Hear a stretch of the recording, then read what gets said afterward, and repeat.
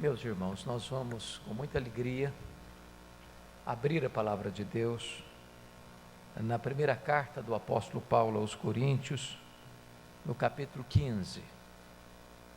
Primeira carta do apóstolo Paulo aos Coríntios, capítulo 15. Este, certamente, de todos os textos da Bíblia que tratam da gloriosa doutrina da ressurreição, é o mais completo. E Paulo faz uma defesa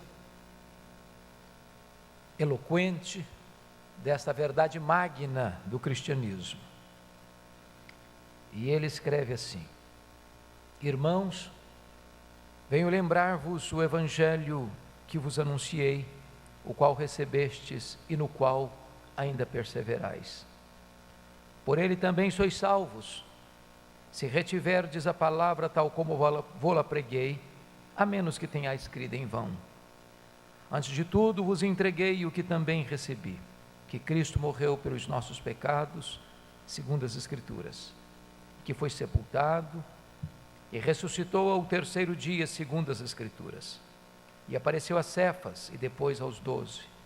Depois foi visto por mais de 500 irmãos de uma só vez, dos quais a maioria sobrevive até agora, porém alguns já dormem. Depois foi visto por Tiago, mais tarde por todos os apóstolos. E afinal, depois de todos, foi visto também por mim, como por um nascido fora de tempo. Porque eu sou o menor dos apóstolos, que mesmo não sou digno de ser chamado apóstolo, porque persegui a igreja de Deus. Mas pela graça de Deus sou o que sou, e a sua graça que me foi concedida não se tornou em vão. Antes trabalhei muito mais do que todos eles, todavia não eu, mas a graça de Deus comigo. Portanto, seja eu, ou sejam eles, assim pregamos e assim crestes. Ora, se é corrente pregar-se que Cristo ressuscitou dentre os mortos, como, pois, afirmam alguns dentre vós que não há ressurreição de mortos? E se não há ressurreição de mortos, então Cristo não ressuscitou. E se Cristo não ressuscitou, é vã a nossa pregação e vã a vossa fé. E somos tidos por falsas testemunhas de Deus, porque temos asseverado contra Deus que Ele ressuscitou a Cristo, ao qual Ele não ressuscitou, se é certo que os mortos não ressuscitam. Porque se os mortos não ressuscitam, também Cristo não ressuscitou. E se Cristo não ressuscitou, é vã a vossa fé e ainda permaneceis nos vossos pecados. E ainda mais, os que dormiram em Cristo pereceram. Se a nossa esperança em Cristo se limita apenas a esta vida, somos os mais infelizes de todos os homens. Mas, de fato, Cristo ressuscitou dentre os mortos, sendo Ele as primícias dos que dormem. Visto que a morte veio por um homem, também por um homem veio a ressurreição dos mortos. Porque assim como em Adão todos morrem, assim também todos serão vivificados em Cristo.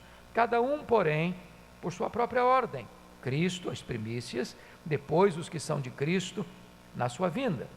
E então virá o fim, quando Ele entregar o reino ao Deus e Pai, quando houver destruído todo o principado, bem como toda potestade e poder, porque convém que Ele reine, até que haja posto todos os inimigos debaixo dos pés. O último inimigo a ser destruído é a morte.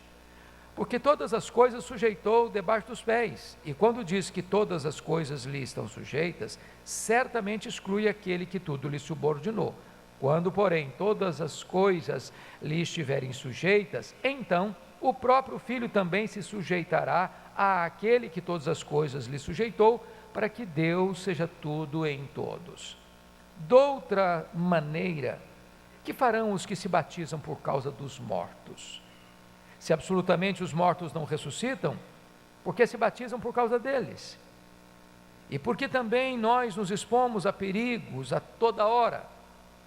Dia após dia morro. Eu protesto, irmãos, pela glória que tenho em vós outros, em Cristo Jesus, nosso Senhor. Se como homem lutei em Éfeso com feras, que me aproveita isso? Se os mortos não ressuscitam, comamos e bebamos, que amanhã morreremos. Não vos enganeis.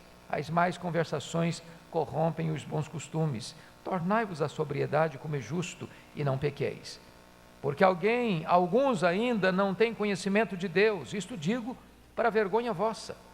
Mas alguém dirá: como ressuscitam os mortos? Em que corpo vem? Insensato, o que semeias não nasce, se primeiro não morrer. E quando semeias, não semeias o corpo que há de ser, mas o simples grão, como de trigo ou de qualquer outra semente. Mas Deus lhe dá corpo como lhe aprouve dar, e a cada uma das sementes o seu corpo apropriado. Nem toda a carne é a mesma. Porém, uma é a carne dos homens, outra a dos animais, outra das aves e outra dos peixes. Também há corpos celestiais e corpos terrestres, e sem dúvida, um é a glória dos celestiais e outra dos terrestres. Um é a glória do sol, outra a glória da lua e outra das estrelas. Porque até entre estrela e estrela há diferenças de esplendor. Pois assim também é a ressurreição dos mortos. Semeia-se corpo na corrupção, ressuscita-se na incorrupção. Semeia-se em desonra, ressuscita-se em glória. Semeia-se em fraqueza, ressuscita em poder. Semeia corpo natural, ressuscita corpo espiritual. Se há corpo natural, há também corpo espiritual. Assim está escrito, pois assim está escrito: o primeiro homem, Adão, foi feito alma vivente. O último Adão, porém, é espírito vivificante. Mas não é primeiro o espiritual e sim o natural, depois o espiritual. O primeiro homem formado da terra é terreno, o segundo homem é do céu. Como foi o primeiro homem, o terreno, tais são também os demais homens terrenos, e como é o homem celestial, tais também os celestiais. E assim como trouxemos a imagem do que é terreno, devemos trazer também a imagem do celestial. Isto afirmo, irmãos, que a carne e o sangue não podem herdar o reino de Deus, nem a corrupção herdar a incorrupção. Eis que vos digo o mistério: nem todos dormiremos, mas transformados seremos todos, num momento, num abrir e fechar de olhos, ao ressoar da última trombeta. A trombeta soará, os mortos ressuscitarão incorruptíveis e nós seremos transformados. Porém, é necessário que este corpo corruptível se revista da incorruptibilidade e que o corpo mortal se revista da imortalidade. E quando este corpo corruptível se revestir de incorruptibilidade, o que é mortal se revestir de imortalidade, então se cumprirá a palavra que está escrita: tragada foi a morte pela vitória. Onde está, ó morte, a tua vitória? Onde está, ó morte, o teu aguilhão? O aguilhão da morte é o pecado, e a força do pecado é a lei. Graças a Deus, que nos dá a vitória por intermédio de nosso Senhor Jesus Cristo. Portanto, meus amados irmãos, sede firmes, inabaláveis e sempre abundantes na obra do Senhor, sabendo que no Senhor o vosso trabalho não é vão. Amém. Irmãos queridos, eu quero convidar vocês para juntos olharmos esta importante passagem da Bíblia. Por que que Paulo escreve o que escreveu aqui? O que motivou o apóstolo Paulo a escrever este longo capítulo, mais exaustivo texto da Bíblia sobre a ressurreição? Qual o pano de fundo aqui? E você pode notar comigo que o verso de número 12 dá-nos essa pista, abre-nos esse caminho e aponta-nos esse rumo que Paulo seguiu. Ele escreve assim: ora, se é corrente pregar-se que Cristo ressuscitou dentre os mortos, como, pois, afirmam alguns dentre vós que não há ressurreição de mortos? Preste bem atenção, que o que está por trás aqui é o pensamento grego. Vocês sabem que desde que Alexandre o Magno dominou o mundo, é que o pensamento grego se espalhou pelo mundo. A helenização, a cultura grega que se espalhou pelo mundo. Embora o Império Romano tenha conquistado o mundo, mas ainda ficou de cócoras diante da filosofia grega. E dentro do pensamento grego, eles acreditavam piamente na imortalidade da alma, mas eles não acreditavam de jeito nenhum na ressurreição do corpo. Por que não? Porque na mente do grego existia uma dicotomia, existia uma divisão muito profunda. Eles entendiam que o espírito é bom, essencialmente bom, mas a matéria é essencialmente má. Consequentemente, para a mentalidade do grego, a morte era a libertação da alma de um claustro que nós chamamos corpo. Mas na cabeça de um grego, a ressurreição Era uma coisa impensável, impensável, porque era o retorno da alma ao corpo, e eles não podiam imaginar isso, porque para eles a matéria era essencialmente má. Portanto, esse pensamento grego começa a entrar para dentro da igreja de Corinto, que era uma cidade grega.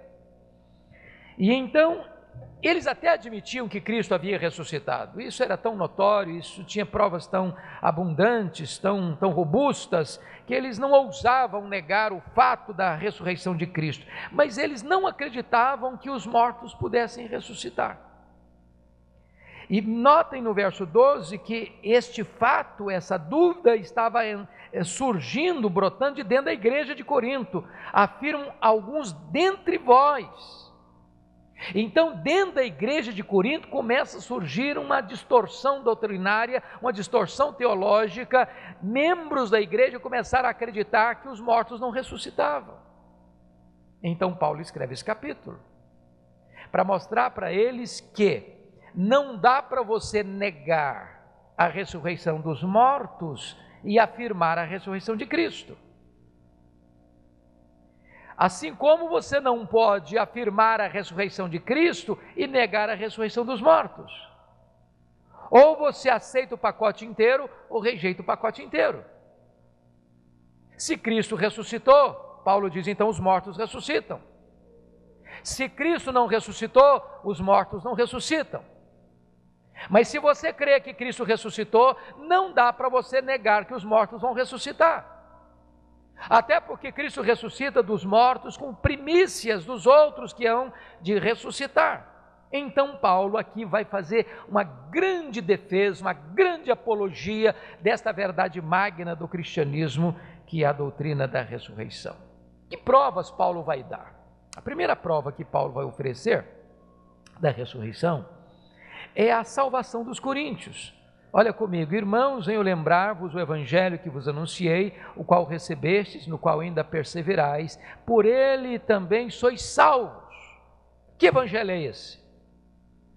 Que os coríntios abraçaram, que eles ainda permaneciam nele, e mediante o qual estavam salvos.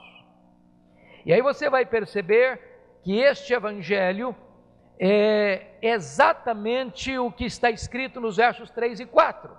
Você pode ler o verso 3 e 4 comigo? Vamos juntos? Antes de tudo, vos entreguei o que também recebi, que Cristo morreu pelos nossos pecados, segundo as Escrituras, e que foi sepultado e ressuscitou ao terceiro dia, segundo as Escrituras. Então, se você notou, o evangelho que eles abraçaram, que eles perseveravam ainda e que havia dado a eles a salvação, tinha 3 componentes. Primeiro, Cristo morreu, propositadamente, pelos nossos pecados. Segundo, a evidência de que ele morreu é que ele foi sepultado. Terceiro, ele ressuscitou segundo as Escrituras. Isso nos leva a algumas conclusões. Primeiro, a morte de Cristo não foi um acidente. Ele não morreu porque foi vítima da orquestração de Roma, nem morreu porque ele foi vítima da conspiração do Sinédrio. Ele não morreu porque Judas o traiu por ganância, ou porque o Sinédrio o prendeu por inveja, ou porque Pilatos o sentenciou por covardia. Não, absolutamente não. A morte dele não foi um acidente, a morte dele foi planejada desde a eternidade, e ele mesmo profetizou sua própria morte várias vezes. Então ele morreu segundo as Escrituras. O Antigo Testamento e o próprio ministério de Jesus eram uma comprovação inequívoca de que ele haveria de morrer propositadamente pelos nossos pecados. Por outro lado, a ressurreição dele não foi uma surpresa, porque o próprio Cristo que profetizou sua morte também, com a mesma ênfase, profetizou sua ressurreição. Logo, irmãos, Cristo só pode ser Salvador se ele ressuscitou. Um Cristo vencido pela morte não poderia nem salvar a si mesmo. Se a história da Páscoa tivesse terminado na sexta-feira, seria uma tragédia. Nós não teríamos boas novas para contar.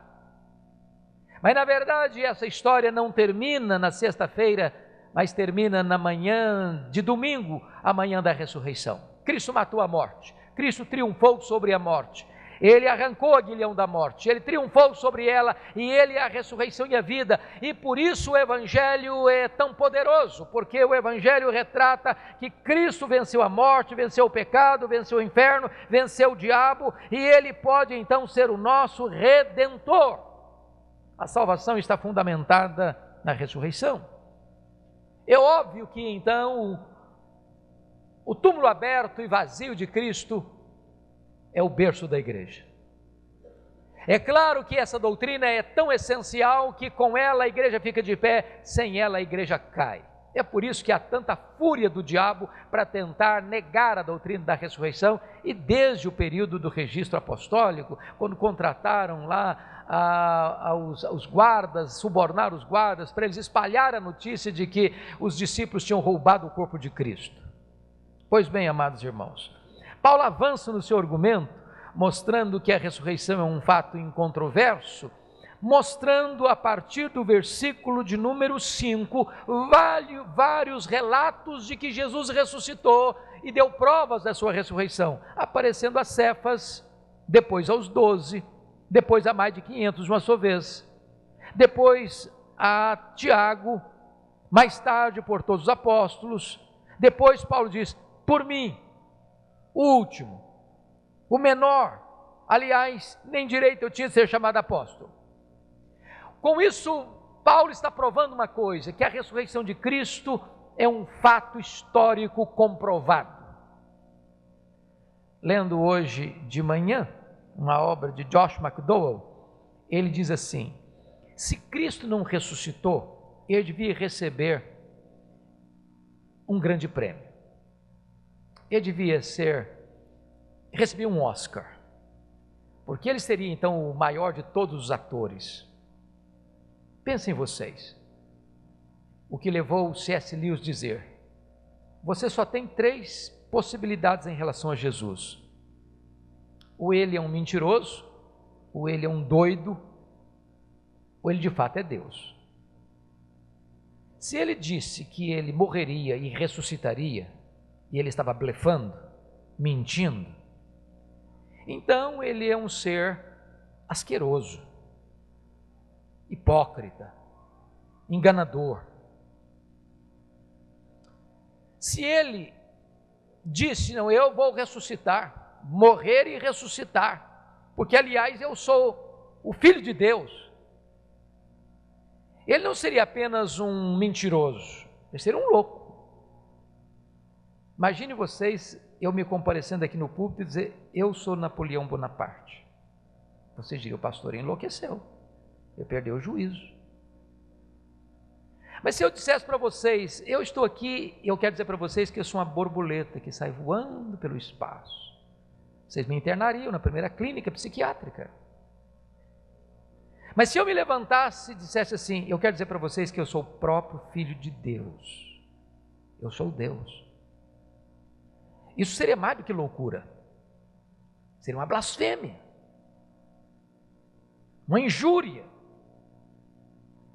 Então, quando Jesus afirma que ele é Deus, que ele morreria e que ele ressuscitaria, e que ele voltaria para o Pai, que ele recebe adoração, que ele se proclama e se autoproclama o próprio Filho de Deus, quem vê a mim vê o Pai, porque eu e o Pai somos um. Você só tem uma tese plausível a aceitar, de fato ele é quem ele disse ser. Porque se fosse o contrário, um engano, uma mentira, salvou o mundo. Então, notem vocês, que depois que Paulo retrata para nós que a ressurreição de Cristo é um fato incontroverso, historicamente incontroverso, que produziu mudanças ainda tão robustas na vida dos seus discípulos, a ponto de eles deixarem de ser homens covardes para serem homens valentes. Paulo agora vai mostrar a partir do versículo de número 13 até o versículo de número 20, a importância disso.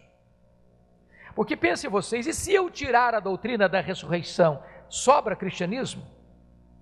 Se eu arrancar essas colunas ainda resta algum edifício? Se eu falar para você, não houve ressurreição, na verdade Jesus nem chegou a morrer, ele foi tirado da cruz, ainda vivo, e colocado no túmulo, e quando ele foi colocado no túmulo, ali tinha oxigênio, porque não era túmulo debaixo da terra, era cavado numa rocha, era bem espaçoso, ele recobrou o ânimo e saiu.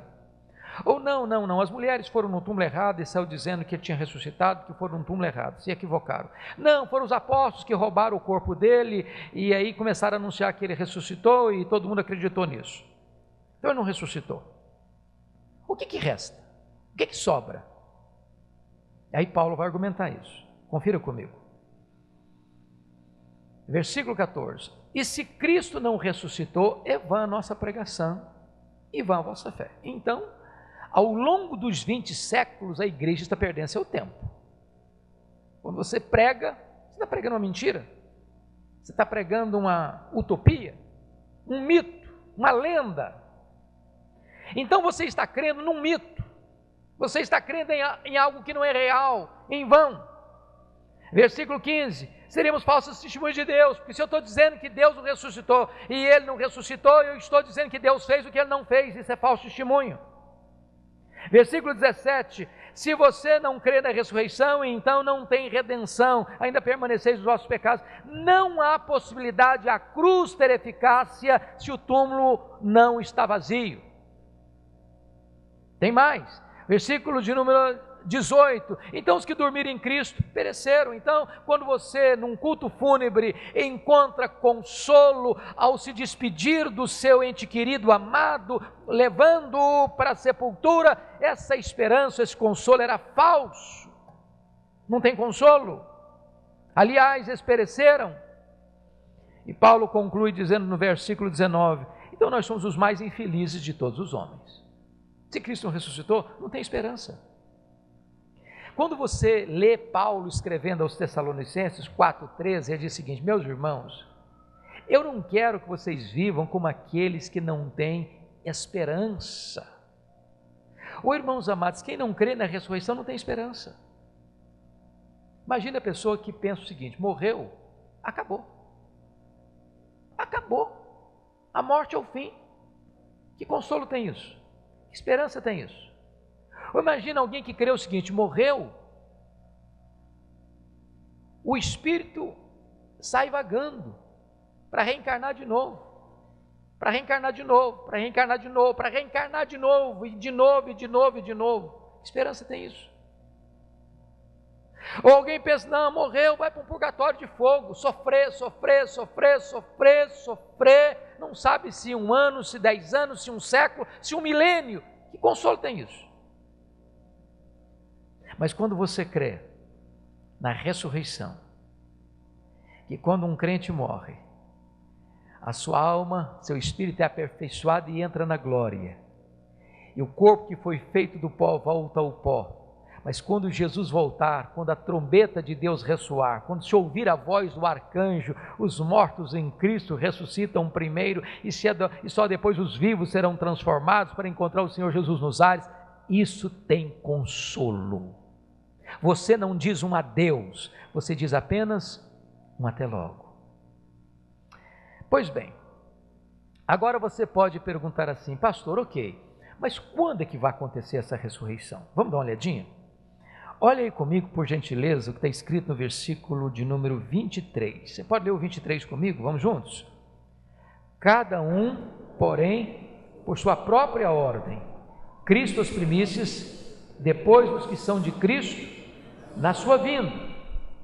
Versículo 24 dizia: então virá o fim, quando ele entregar o reino ao Deus e Pai, quando houver destruído todo o principado, bem como toda a potestade e poder, porque convém que ele reine até que haja posto todos os inimigos debaixo dos pés, e o último inimigo a ser destruído é a morte. Então note uma coisa: quem é que vai ressuscitar no fim? Quem é que vai ressuscitar quando Jesus voltar? E a Bíblia responde: todos os mortos, todos, crentes e descrentes, pios e ímpios. Não existe essa ideia de primeira ressurreição, os crentes depois, muito tempo depois, os ímpios. Não. Quer ver isso? Olha o que Jesus ensinou sobre esse assunto, com toda clareza. Só um pouquinho, dá uma olhadinha comigo em João 5, verso 28 e 29. O apóstolo João registra as próprias palavras do Senhor Jesus. Ele diz assim: não vos maravilheis disto, porque vem a hora em que todos os que se acham nos túmulos ouvirão a sua voz e sairão, os que tiverem feito o bem para a ressurreição da vida e os que tiverem praticado o mal para a ressurreição do juízo. Então note você que Jesus Cristo ressuscitou com primícias. Talvez você pergunte assim: bom, mas não teve ressurreição antes? Não consta a Bíblia lá que Elias ressuscitou o filho da viúva, Sarepta? Não consta lá que Eliseu ressuscitou o filho da mulher de Sunem? Não consta lá que quando Eliseu foi sepultado, quando os ossos dele bateram na sepultura, o cara que estava lá ressuscitou? Não consta a Bíblia que Jesus ressuscitou a filha de Jairo, o filho da viúva de Naim, e o próprio Lázaro? Como é que Jesus é o primeiro? As primícias. É porque essas pessoas que ressuscitaram, elas ressuscitaram para assumir um corpo mortal de novo. Elas voltaram a morrer. Jesus foi o primeiro que ressuscitou com um corpo imortal, incorruptível, que nunca mais vai morrer. Todos os demais, desde Abel, aguardarão esse dia. Que dia? Quando Jesus vier na sua glória, na sua majestade. Então, quando ele vier na sua glória e majestade, o que vai acontecer? Diz Paulo em Tessalonicenses: ele vai trazer consigo os que dormem. Preste bem atenção nisso. Ele não está falando que a alma está dormindo no céu, porque a alma não dorme. Quando um crente morre, a alma ou o espírito vai imediatamente para Deus. Essa alma sobrevive sem o corpo. O seu corpo não sobrevive sem a alma. Quando a sua alma sai do seu corpo, o seu corpo foi feito pó, volta ao pó. E lá no pó é uma linguagem bíblica que ele está dormindo. Por que a linguagem do sono? Porque sono, irmãos, implica em que você vai acordar. Você não está morto, você só está dormindo. É um estágio de descanso. Você está descansando, você está dormindo. Porém, este espírito ou alma que subiu para o céu logo após a morte já está com Cristo, conscientemente, na linguagem de Apocalipse 20, reinando com Cristo lá no céu. Quando Jesus voltar, esses que estão lá na glória com Ele virão em glória. E o que acontece então? Antes dos vivos serem transformados, os mortos em Cristo ressuscitam primeiro.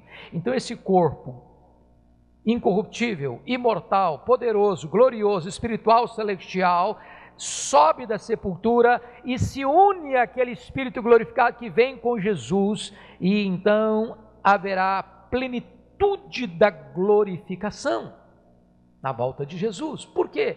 Porque o estado em que os nossos irmãos que nos precederam e morreram, nós chamamos de estado intermediário. O que significa isso? Significa que só a alma ou o espírito está lá no céu, glorificado, mas o ser humano completo é corpo e alma, não apenas alma, não apenas corpo. Isso se dará na segunda vinda de Cristo. Pois bem, aí Paulo, ainda argumentando com eles, diz o seguinte no verso 29: de outra maneira, que farão os que se batizam por causa dos mortos, se absolutamente os mortos não ressuscitam? Porque se batizam por causa deles. Aí você diz: Paulo, eu não estou te entendendo. Você está dizendo que é possível me batizar pelos mortos? Isso é uma prática cristã? Nós devemos introduzir isso na igreja? Não, claro que não. O que acontece é o seguinte, irmãos: Paulo está denunciando uma prática errada na igreja de Corinto para ilustrar o que ele está querendo dizer. Vamos botar isso no campo do evangelismo.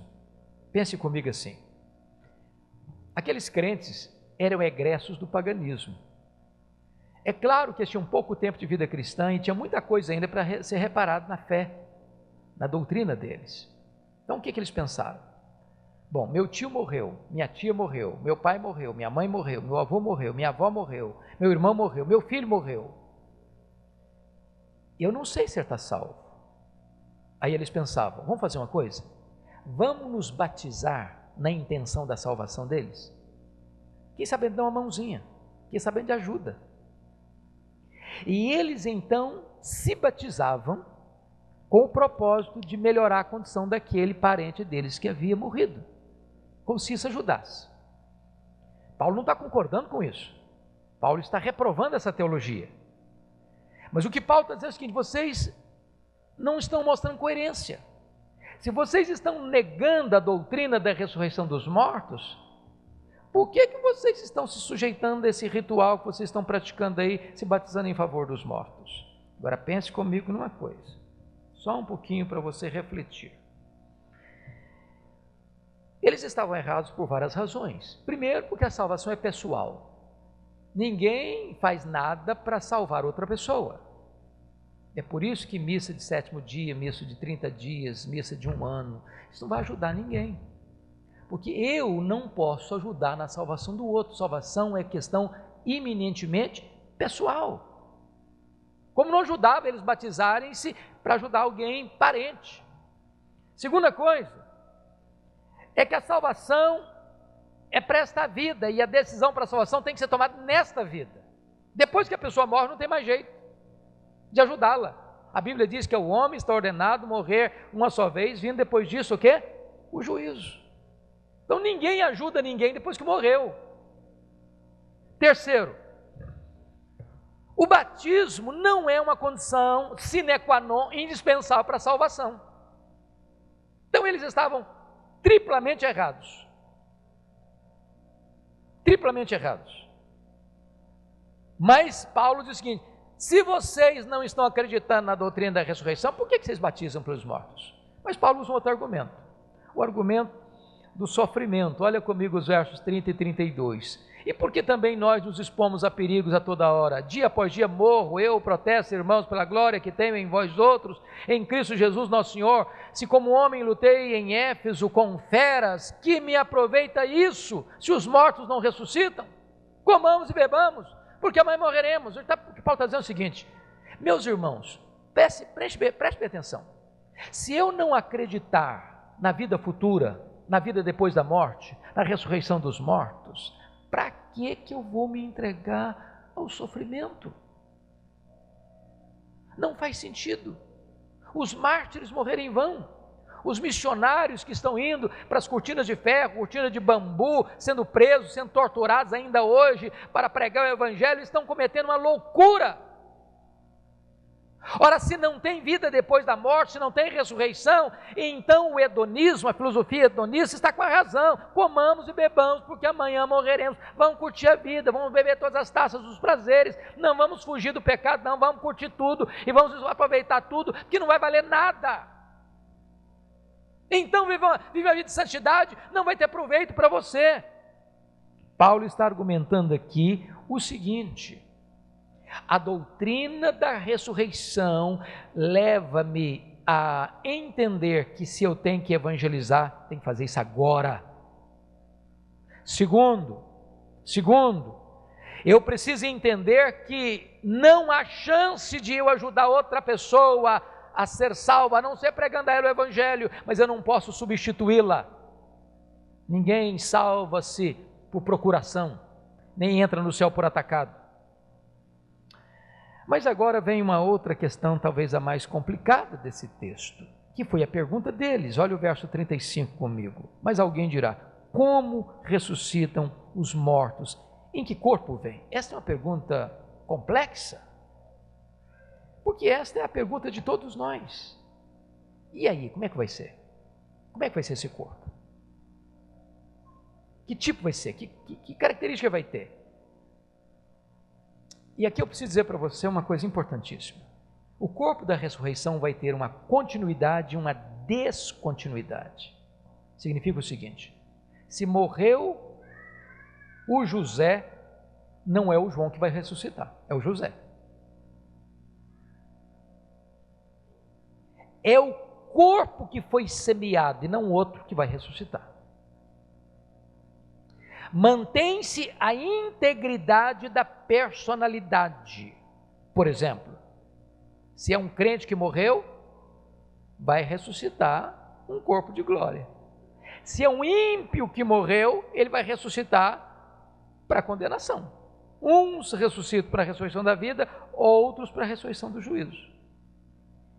Então notem vocês que os elogios nos funerais podem ser falsos, porque quando o cara morre, todo mundo fica santo. Não, a morte não transforma a vida de ninguém, não. Morreu ímpio, ressuscita para juízos, para condenação. Morreu crente, ressuscita-se para a vida, para a glorificação. Agora, vai ter uma descontinuidade. Que descontinuidade? O corpo da ressurreição, irmãos, é muito distinto. Primeiro, não vai ter dois problemas que nos atormentam hoje. O corpo da ressurreição não vai ter briga, nem com o espelho, nem com a balança. Fiquem tranquilos. Nós não vivemos eternamente brigando com o espelho e com a balança? Os cirurgiões plásticos que o digam. Nós estamos insatisfeitos com o nosso corpo. Ou gordo demais, ou magro demais, ou nariz pequeno demais, ou comprido demais, ou orelha pequena demais, ou grande demais. Nós sempre queremos dar uma reparada. O corpo da ressurreição vai ser um corpo perfeito. Pensem vocês num corpo que nasce mutilado. Não vai ser mutilado no corpo da ressurreição, é perfeito. Ou imagine vocês um bebê que não chegou a nascer, ele morreu no ventre da mãe. Não vai ser um feto glorificado, vai ser um ser pleno. Ou imagine você um vovozinho que morreu com 110 anos de bengalinha. Não vai ressuscitar um vovozinho de bengalinha no céu, vai ter um corpo pleno, como o corpo da glória do Senhor Jesus Cristo. Então, Paulo vai usar para nós 3 figuras para nos orientar sobre o corpo da ressurreição. É muito comum a pessoa perguntar assim: será que nós vamos nos conhecer no céu? Essa pergunta é tão simples. É só você pensar uma coisa. Você já imaginou viver com uma pessoa eternamente sem saber quem ela é? Faz sentido isso? O mínimo sentido. Amados, agora nós conhecemos em parte, então conheceremos como também somos conhecidos. O nosso conhecimento vai ser infinitamente maior do que o conhecimento que nós temos agora uns dos outros. A única coisa que não vai ter no corpo da ressurreição é que nós não seremos uma família como somos hoje, família Silva, Pereira, família Oliveira, família Lopes, família isso, família aquilo. Não, lá vamos ser uma família só. Família só. Você não vai amar mais aquele que foi aqui seu marido, sua mulher, seu pai, sua mãe, seu filho, sua filha, porque você vai amar a Abraão, a Isaac e a Jacó. Lá nós não seremos essa família onde não, a minha família eu amo mais, eu posso até amar a família do outro irmão, mas a minha eu amo mais, é claro, lá não vai ter isso. Às vezes nos funerais a gente encontra até coisas engraçadas. Porque é muito comum sobretudo quando o casalzinho já está bem assim avançado em idade, quando morre vai um na frente, o outro diz: estou indo daqui a pouquinho para ficar do seu lado. Passa-se até a ideia, e nós temos até cursos, quer ver uma coisa? Conhece o curso Casados para Sempre? O curso pode ser bom, mas o título está errado. Está errado. Ou não está? A Bíblia ensina casados para sempre? Que para sempre, para mim, significa eterno. O que a Bíblia ensina sobre o casamento? Até que a morte separe. Então não tem desse negócio de você achar que seu marido morreu, sua mulher morreu, você vai lá para o céu continuar o casamento. Não, não tem. Aproveita agora, porque depois não tem mais. Alguns dizem, ainda bem, né? Ainda bem.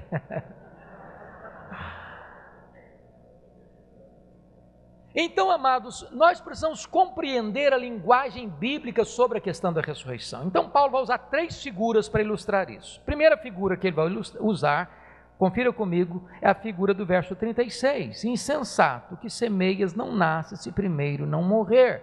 Ele vai usar a linguagem da semente. A semente é um corpo.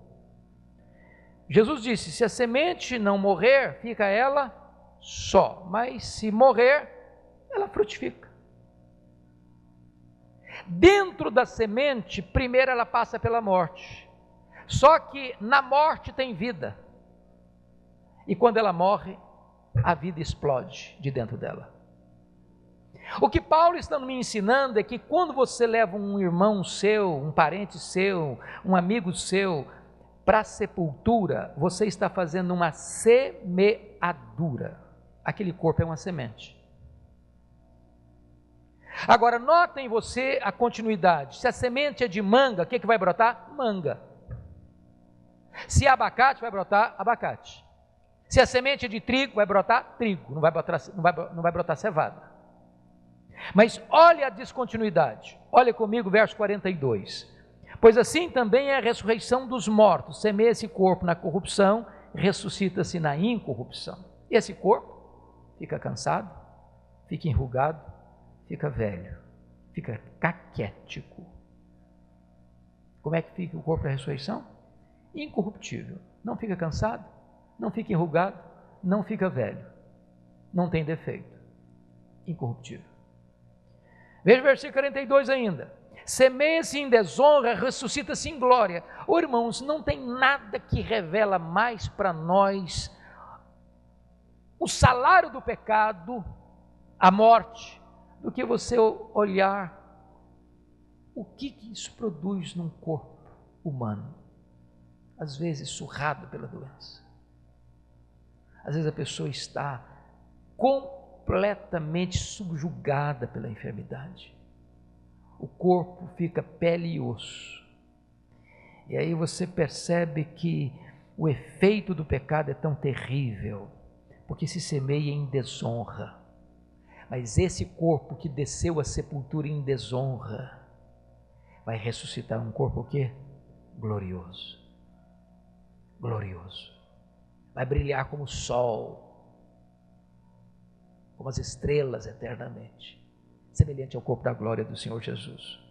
Olha o verso 43, semeia-se em fraqueza, ressuscita-se em poder. Irmãos, esse corpo é fraco, mas muito fraco.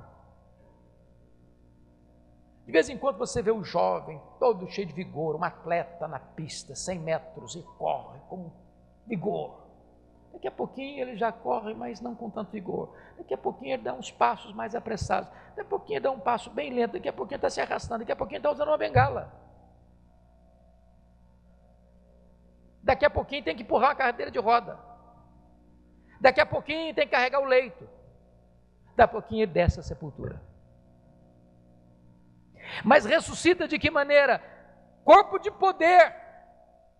O corpo de Jesus ressuscitado entrava numa casa fechada sem precisar abrir a porta. Versículo 44, semeia esse corpo natural, ressuscita esse corpo espiritual, ou seja, esse corpo agora não está mais nessa briga entre aquilo que é físico e aquilo que é espiritual. Mas ele vai usar uma segunda figura, confira comigo por favor para ilustrar em que corpo vem. Olha aí, versículo 39, nem toda a carne é a mesma, porém uma carne dos homens, outra dos animais, a outra das aves, a outra dos peixes. Será que Paulo está dizendo que animais, aves e peixes vão ressuscitar? É isso que ele está ensinando? Você crê nisso? Tem muita gente acreditando nesse negócio hoje, sabia? Eu tomei um susto há poucos dias, de 2 informações que eu tive, uma pessoal e outra de um amigo meu. Pasmem vocês, mas numa igreja chamada evangélica, sabe qual foi a daminha que levou as alianças para o casal no altar? Vocês já estão percebendo, né? Cachorrinho de estimação da família. Vestir a cachorrinha com toda a pompa e ela fez o cortejo.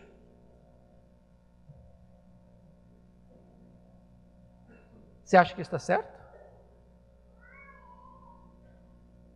Comigo aconteceu, uma mulher me ligou, falou: pastor, eu quero saber do senhor se a minha cachorrinha vai para o céu. Eu entalei, sem conseguir responder nada, e antes que eu respondesse, ela falou: porque se ela não for, também não quer ir. Falei: isso é problema da senhora.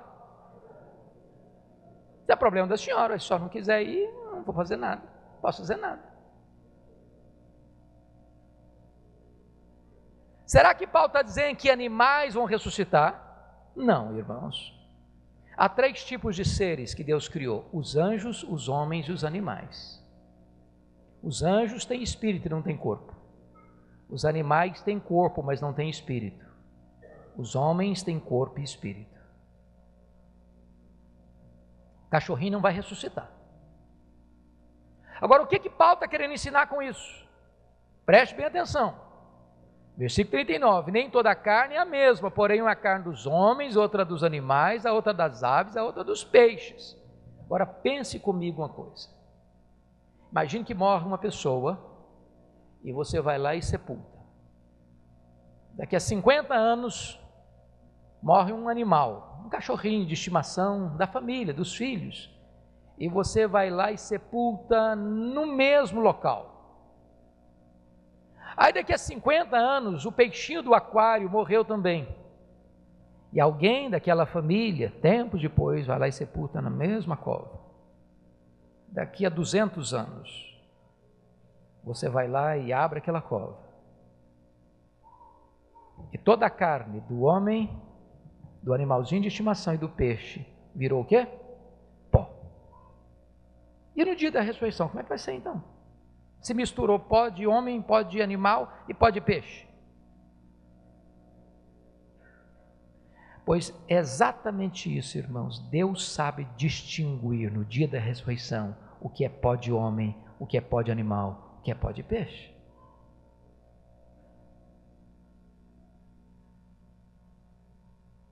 Alguém pergunta: pastor, e como é que fica esse negócio de cremar?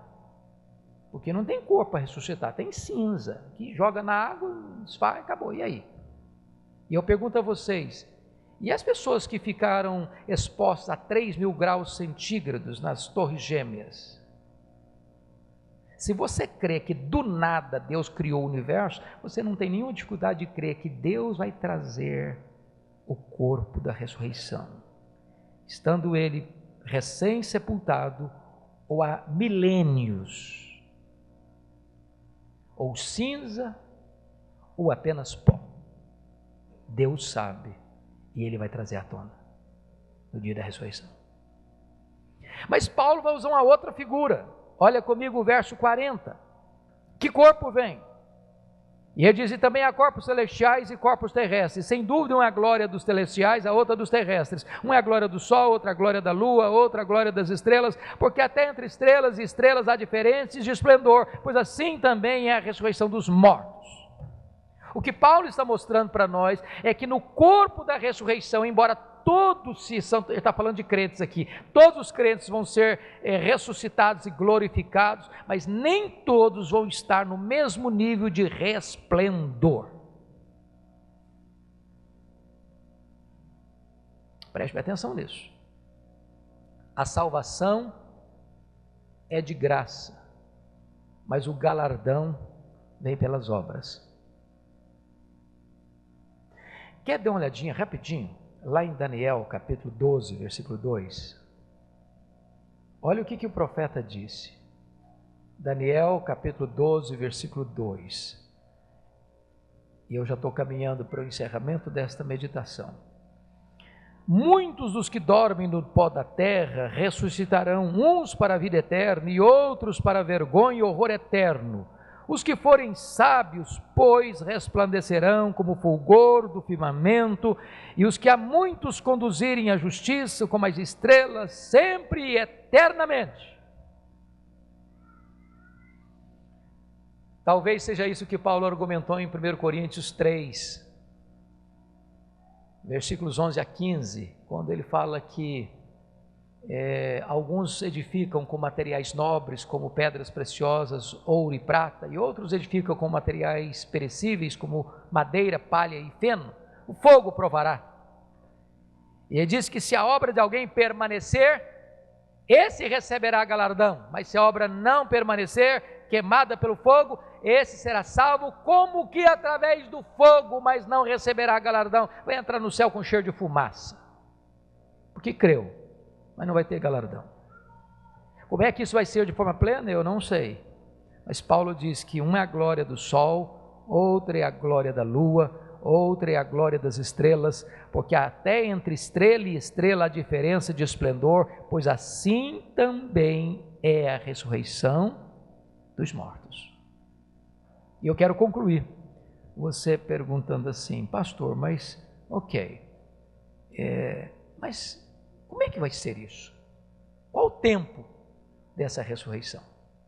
E a partir do verso 50, Paulo vai argumentar algo sublime. Versículos 51 e 52, lê comigo, por favor, toda a igreja comigo, vamos juntos? Eis que vos digo um mistério, nem todos dormiremos, mas transformados seremos todos, num momento, num abrir e fechar de olhos, ao ressoar da última trombeta, a trombeta soará, os mortos ressuscitarão incorruptíveis, e nós seremos o quê? Transformados. É quando Jesus voltar, isso vai ser tão rápido, tão repentino,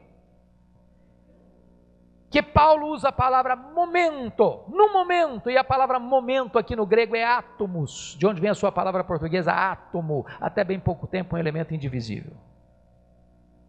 Mas para que você entenda a linguagem, ele diz assim, vai ser tão rápido, que é como abrir e fechar de olhos, vai ser com essa velocidade que Jesus volta, e vai ser com essa velocidade que os mortos ressuscitam.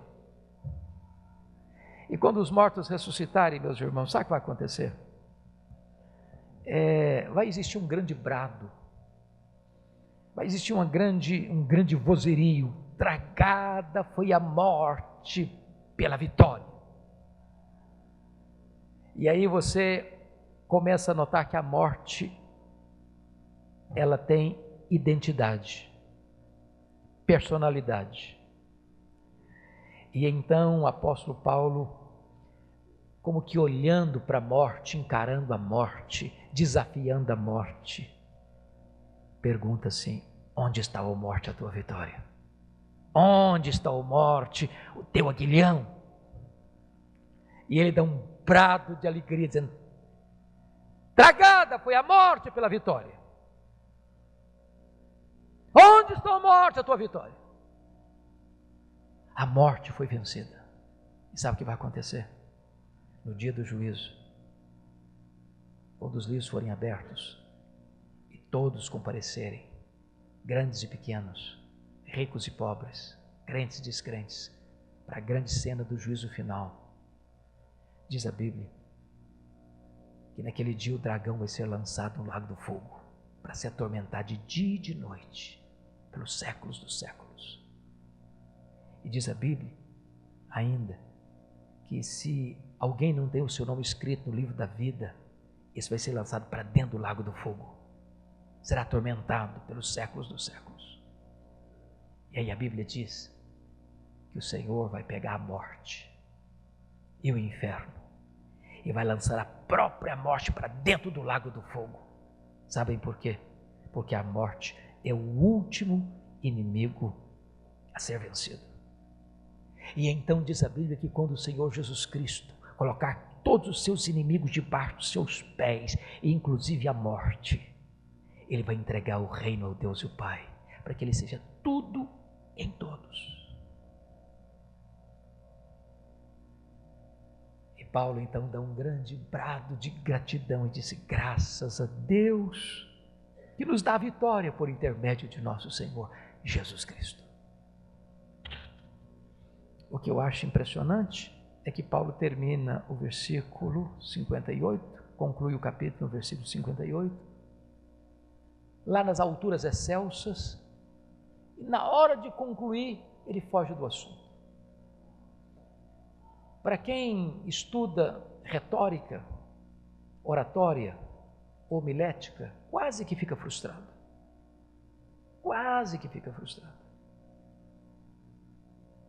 Porque a sensação que você tem é que Paulo, ao terminar, graças a Deus que nos dá a vitória, por intermédio de nosso Senhor Jesus Cristo, saiu para tomar um cafezinho. Quando ele voltou, esqueceu o assunto que ele estava escrevendo. Mas ele precisava concluir, aí ele colocou assim: oh, meus irmãos, o negócio é o seguinte: sejam firmes e abundantes na obra do Senhor, sabendo que no Senhor o vosso trabalho não é vão. Mas Paulo, mas o que tem a ver uma coisa com outra? Que conexão tem isso? Que conclusão é essa? Que maneira mais estranha de concluir algo tão majestoso? Não, ele não errou, não.